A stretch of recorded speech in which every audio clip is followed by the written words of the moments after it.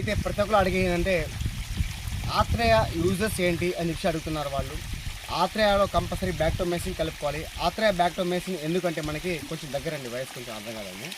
ఆత్రేయ వచ్చేసి మనకి ఏ పంటకైనా సరే అండి, పండాకు సమస్య ఉంటే వితిన్ 4 to 5 డేస్లో రిజల్ట్ వచ్చే మందు ఆత్రేయ. ఇది వాడుకుంటే ఎంత రిజల్ట్ అంత రిజల్ట్. మీరు లోకల్ మందులు వాడుకునే ఉంటారు, ఒకసారి ట్రై చేయండి. లోకల్ మందు వాడుకున్న తర్వాతే అది రిజల్ట్ లేకపోతే మనకి సంప్రదించండి, నేను చెప్తాను ఆత్రేయ.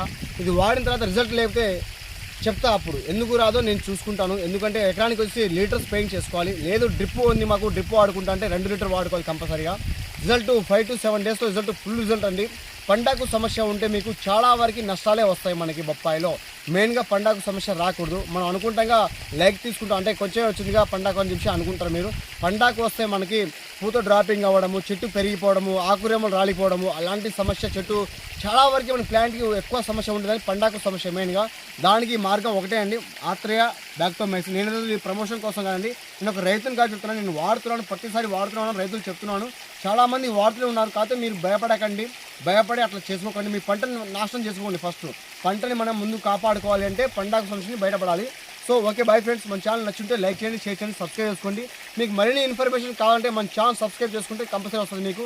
ఎందుకంటే చాలామంది బొప్పాయికి నెగ్లెక్ట్ చేస్తూ ఉంటారు. నెగ్లెక్ట్ చేస్తే మీరు చాలా వరకు నష్టపోయేది మీరే అండి, నేను కాదు ఇక్కడ నష్టపోయేది, మీరే నష్టపోతారు ఎక్కువ. ఎందుకంటే మీరు సరైన మందులు వాడుకోకపోతే నా మందని చెప్పి ఈ మందని చెప్పండి, నా కంపెనీ కాదండి ఇది. సో నేను మంచి మందు ఉంటే చెప్తాను కంపల్సరీ, ఏ మంది సరే చెప్పడం జరుగుతుంది.